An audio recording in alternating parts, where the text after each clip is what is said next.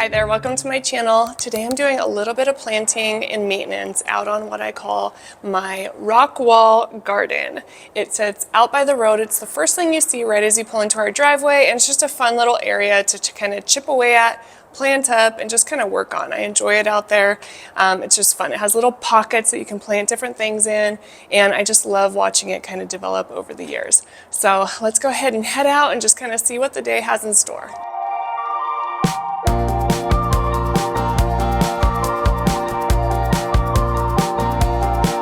All right, here we are.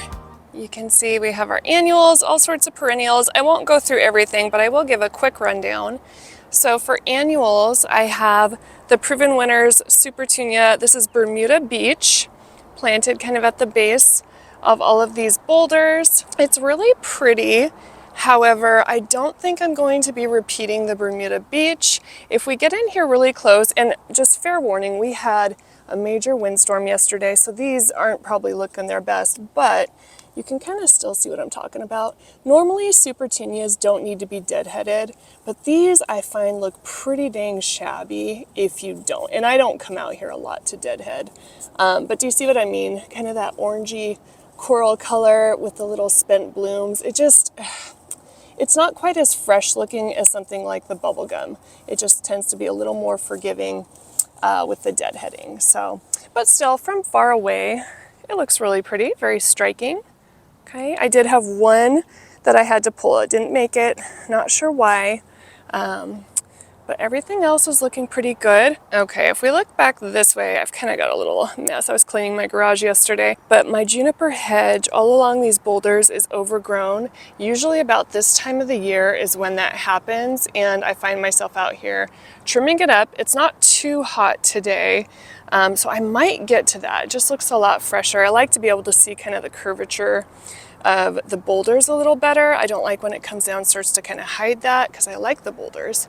So we might get to that, but back to our planting zone. I just have all sorts of kind of ground covers. These are some daisies from last year. I need to deadhead, thrift. This guy right here, I can't remember what it is. I'm not the best with ground cover. I tend to kind of blur them all together. But this one's been suffering a little bit. I'm not sure why.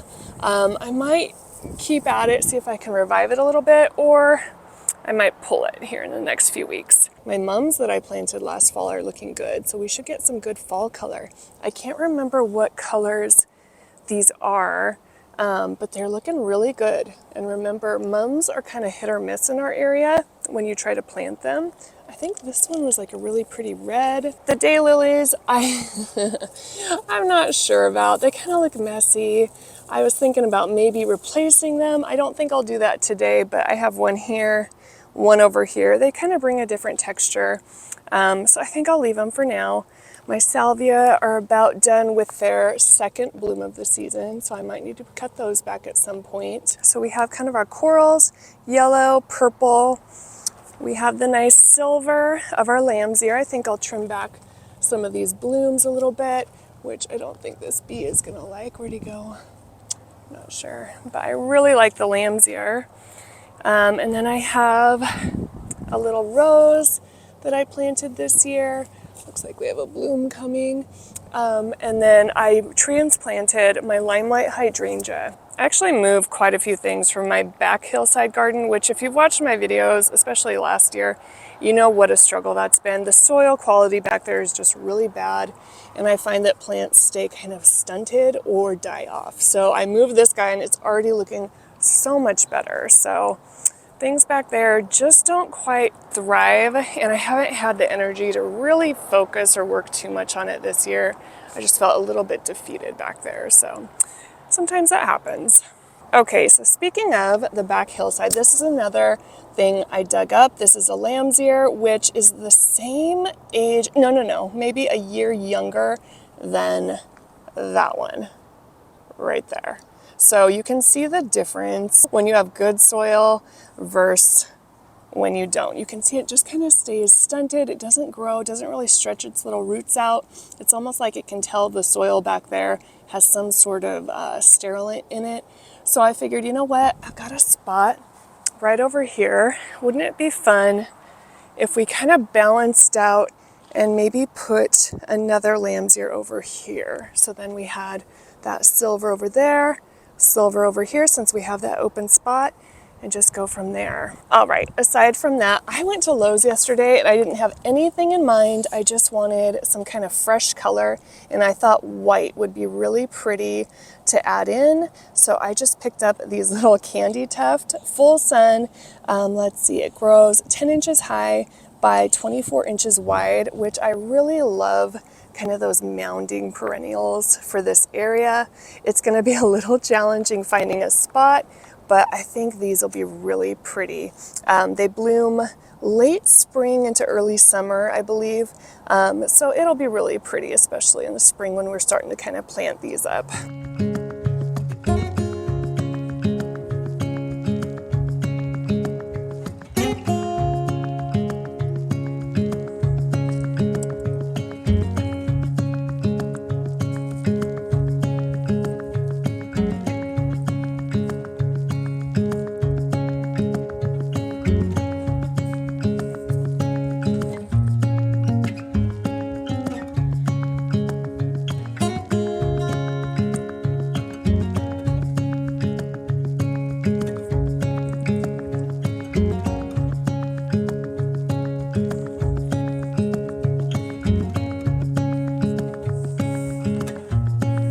Placing is my favorite part of any planting project. This rock wall is so tricky because it looks a little deceiving. There's a lot of spots that look like you could stick a plant, but you can't because the boulders. So I went ahead and stuck one right here. There's an open drip emitter, so that's convenient right there. So that'll be pretty, kind of fill in right there. This spot gets a little more shade, as you can see in the morning. And then over here, I put one right up here. This is one of the mums that didn't make it, so there is an emitter there also, which is just handy. And I figure these two can kind of grow in together and start to kind of cascade over this boulder and kind of fill this area in. I believe that one is like a bright blue. And then we have a mum here, salvia, so I think that'll be really pretty. This spot is a little tricky here. I think it's a tough planting area. I think I've tried and it hasn't worked. And then circling around. Okay, this one, I'm not quite sure. I think I want to put the lamb's ear right here, kind of wedge it. I stuck it between these two rocks just so I could visualize, but I think I'm gonna stick it kind of right in there, and then it can grow like the other one and kind of fill in here. That way we have an open spot for next year, because I do like to stick annuals in. But if I want it to grow in, it can. So I think I'll go with this one here. I'm not sure. I can't remember what color this one is. That's kind of bothering me. It's either white or blue. If it's blue, I think that'd be perfect. If it's white, then I have all sorts of white together, which is fine. And maybe white together would be kind of pretty. Two different kind of textures of white. So I think I'm gonna just go with it. I thought about maybe extending and putting something down there, but I think I'll wait just because I don't want to have to try to add a ton of drip today. So we're gonna go with it. We'll get to planting. I like to use this bulb auger. It's very narrow. It's like 1.5 inches wide, again for bulbs, because it's really good for getting in between the rocks and kind of figuring out how much space I have, how deep I can dig, and then I go in with my shovel to make my holes wide enough, and then we just go from there.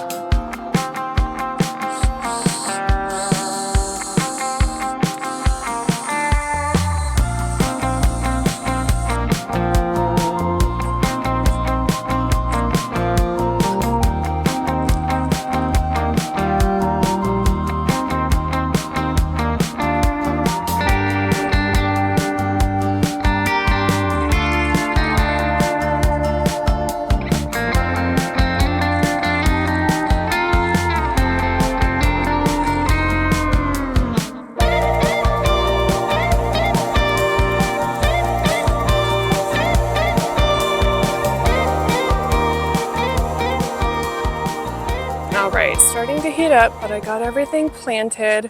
Planting is so funny out here. Basically, I'm trying to fill in all the cracks, but every plant is different. And again, the space is deceiving. Like, you see all these spots, and I just need to figure out a way to fill in the teeny tiny spots, maybe use just tiny little plugs next spring.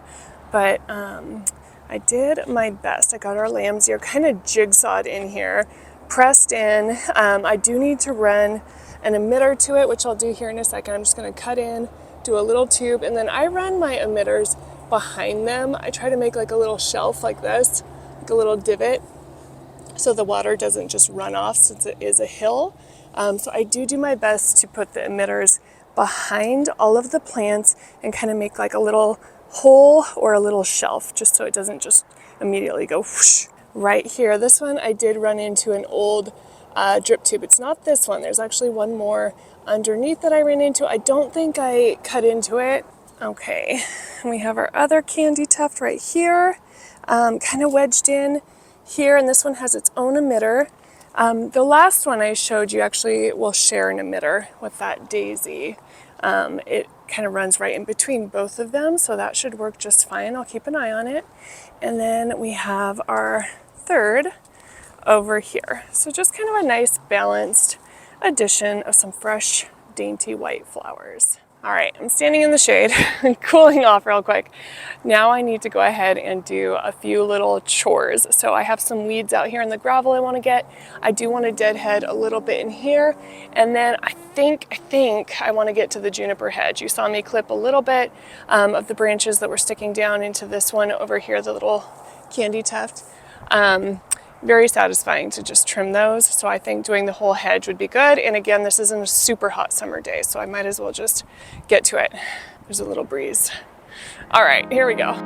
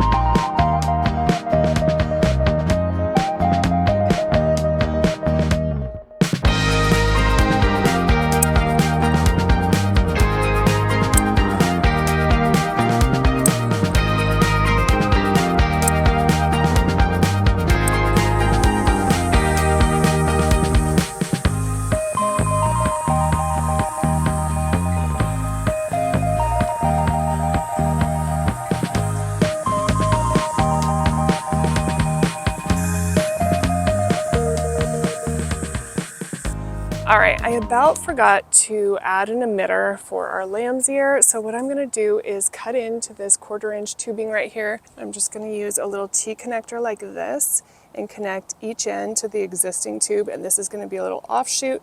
I'm gonna cut a little piece of this and then add the emitter at the end. So it'll stick out about that far and stick in just right behind the lamb's ear. So let's see, I'm gonna just cut in right there. Add my T so that the little spigot faces the direction I want the emitter to run. Connect the other end right there. Okay, so we have our T connector kind of sticking out right there. And I'm just going to cut about that much. This is just an old extra piece of tubing. Connect, this is a 1 gallon per hour emitter, so I connect my emitter and then I connect the other end like so. And I just stick it again kind of right down in that little trench behind the lamb's ear, and we're good to go. All right, change of plans.